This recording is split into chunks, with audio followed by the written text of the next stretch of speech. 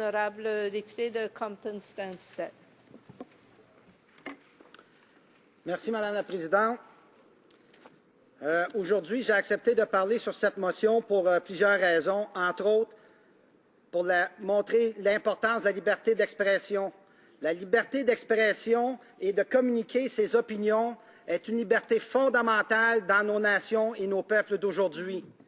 Et ceux-ci sont régis par certaines règles fondamentales qui permettent aux gens de pouvoir s'exprimer, mais aussi pouvoir de s'épanouir dans une société civilisée. Moi, en tant qu'artiste, je pense que quand je vois mes libertés d'expression et d'opinion brimées, je ne peux pas faire autrement que m'élever contre ça. Et puis, si on regarde comment C30 est façonné présentement, on sait vraiment pas jusqu'où les règles arbitraires et abusives pourraient aller dans l'intrusion de la vie privée et dans la vie des artistes. Vous savez, les artistes d'aujourd'hui communiquent souvent par Internet. Ils vont même jusqu'à créer en collectivité par Internet. Ça veut dire qu'un texte qui ne ferait pas l'affaire d'un inspecteur ou d'un certain intercepteur, qu'on pourrait les appeler, dans le projet de loi C30, eh bien, on pourrait avoir un texte saisi, les ordinateurs saisis de ses créateurs, qui pourtant sont en train de créer une œuvre, de mettre sur pied une œuvre, qu'elle soit littéraire, une pièce de théâtre ou une pièce de musique.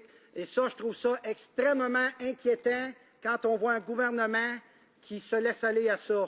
Donc, je vais revenir à la motion de l'honorable collègue de Toronto Centre, puisqu'elle comporte plusieurs aspects extrêmement importants justement pour la vie de tous les citoyens et citoyennes du Canada.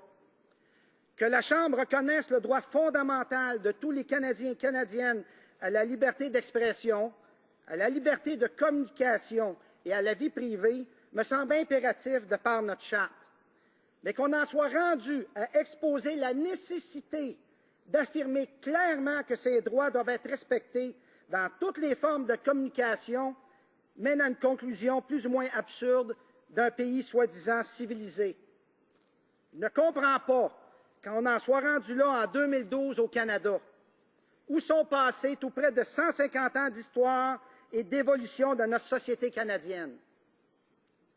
Pourtant, l'expression même des règles de droits et libertés de la personne remonte à la Déclaration universelle des droits de l'homme en 1948, lors d'une Assemblée générale des Nations unies dont le Canada a participé. Ce premier texte moderne se voulait un outil de mise en commun et d'idéal à atteindre par tous les peuples et toutes les nations afin que tous les individus et tous les organes de la société ayant cette déclaration à l'esprit s'efforcent, par l'enseignement et l'éducation, de développer le respect de ces droits et libertés et d'en assurer, par des mesures progressives et non pas rétrogrades et régressives, la reconnaissance et l'application de ces principes. J'aimerais donc vous en énumérer quelques-uns de ces principes qui ont façonné l'élaboration de plusieurs autres textes dont les chartes québécoises et canadiennes font partie. On y dit « Tous les êtres humains naissent libres et égaux en dignité et en droit. Chacun peut se prévaloir de tous les droits et libertés proclamés dans la présente déclaration, sans distinction aucune de race, de couleur, de sexe, de langue, de religion et surtout d'opinion politique ou de toute autre opinion sur tout autre sujet. Tout individu a droit à la liberté, à la vie et à la sûreté de sa personne et à la sécurité aussi. Nul ne peut être arbitrairement arrêté. Toute personne a droit à la liberté de pensée, de conscience et de religion, ainsi que la liberté de manifester sa religion ou sa conviction, seule ou en commun, tant en public qu'en privé, par l'enseignement, les pratiques, le culte et l'accomplissement des rites. Tout individu a droit à la liberté d'opinion et d'expression, ce qui implique nécessairement le droit de ne pas être inquiété pour ses opinions. Toute personne a droit à la liberté de réunion et d'association pacifique. Nous avons inclus plusieurs de ces fondements dans la Charte canadienne des droits et libertés de la personne, garantissant les droits et libertés qui y sont énoncés. On dit qu'ils ne peuvent être restreints que par une règle de droit dans des limites qui soient raisonnables et dont la justification puisse se démontrer clairement dans le cadre d'une société libre et démocratique. Ces libertés fondamentales dans notre charte se lisent comme suit à l'article 2. Liberté de conscience et de religion. Liberté de pensée, de croyance, d'opinion et d'expression, y compris la liberté de la presse et des autres moyens de communication. Liberté de réunion pacifique, liberté d'association. Ce sont des règles essentielles à l'épanouissement d'une société et des individus qui la composent. Mais, lors des dernières semaines, les Canadiens ont exprimé justement de vives inquiétudes par différents moyens et médiums au sujet du projet de loi C-30. Entre autres inquiétudes, ces allégations au fait qu'on ne devrait pas être qualifié d'amis de la pornographie juvénile ou de défenseur de la criminalité lorsqu'on n'est pas de la même opinion que le gouvernement. C'est une aberration. C'est comme si j'écris un texte, que je l'envoie à des collègues et que si, dans ce texte, j'émets des opinions et que je pourrais être intercepté, je pourrais être reconnu coupable d'une infraction, puisque le code criminel, on veut toucher au code criminel pour faire en sorte que, justement, il y a de plus en plus d'intrusions dans la vie privée. Parce que, justement, la présente loi va avoir pour, le projet de loi C-30 va avoir pour objet d'exiger des télécommunicateurs qu'ils disposent des moyens nécessaires pour permettre aux organismes chargés de la sécurité nationale du contrôle d'application des lois et d'exercer leur pouvoir d'intercepter les communications. Comme je vous dis, les artistes, mais pas juste les artistes, plusieurs groupes de pression sociale communiquent par Internet. C'est-tu la continuité de la paranoïa du G8 et du G20 qu'on a assisté il y a quelques années? Donc, la partie 6 du Code criminel, entre autres les articles 183 à 196, énumère les règles en ce qui concerne les atteintes à la vie privée en matière d'écoute et d'espionnage. Je ne suis pas un expert en la matière, mais on y parle d'autoriser d'intercepter une communication privée avec un dispositif ou un appareil utilisé pour intercepter justement cette communication. On pourrait être reconnu coupable d'un acte criminel et passible d'emprisonnement de 5 ans de prison. Incroyable. Monsieur le Président, Madame la Présidente, excusez-moi, l'heure est grave si on en est venu à se méfier des autorités en place. Les individus qui forment une nation, un peuple, doivent se sentir en sécurité dans leur pays, surtout en matière de liberté d'expression et d'association. C'est vital. C'est vital.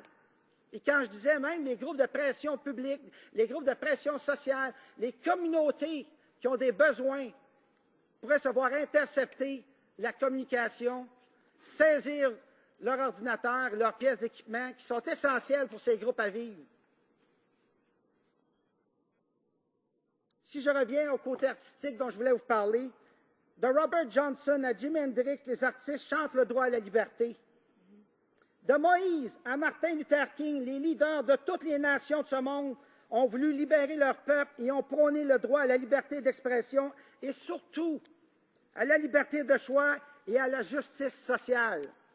Car c'est de cela qu'on parle aujourd'hui dans cette Chambre, qui se veut moderne et démocratique. Sur toutes les scènes de ce monde, qu'elles soient musicales ou politiques, les grands ont crié haut et fort les injustices qui guettent la population et notre ancien chef était de ceux-là. Comme lui, je vais me lever tant et aussi longtemps que nos voix ne seront pas entendues parmi les décideurs qui font la sourde oreille aux revendications légitimes de droits et libertés. Et comme le chantait Léou, « Long live rock! I need it every day! » La liberté d'expression, j'en ai besoin tous les jours, parce que c'est mon droit, et je veux vivre ce droit jusqu'à ma mort. Merci beaucoup. De Compton Stansted. Bien, je remercie mon collègue pour la question.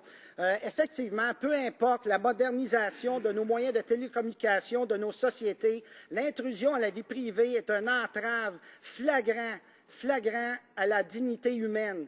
Et puis cette dignité humaine-là, qu'elle soit mise de côté arbitrairement par un gouvernement qui veut qui n'acceptent pas aucune critique et opposition, une façon de faire ou de penser différente. C'est une entrave extrêmement incroyable et c'est une injustice qu'on va toujours continuer de crier haut et fort. Le député de Compton-Stanstead.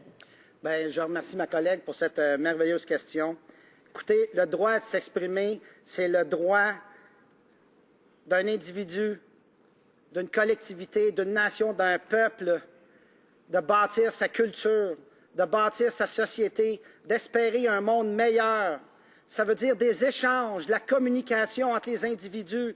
Ça veut dire le droit de clamer haut et fort. J'existe, moi, et j'ai le droit à mes opinions. Je suis né dans cette terre et j'ai le droit de m'exprimer haut et fort. J'ai le droit à mes opinions politiques, publiques, religieuses. J'ai le droit à mon orientation sexuelle. J'ai le droit de vivre et de m'épanouir au Canada et au Québec. Mon Québec qui m'est si cher et ma région de l'Estrie aussi qui m'est si chère. Donc, je crois que c'est un droit essentiel et puis il faut protéger ce droit et ce n'est pas avec s'étreindre de la façon que c'est fait qu'on va pouvoir le faire. Donc, j'espère que mes collègues d'en face sauront accepter des amendements très raisonnables. Le député de Compton-Stanstead.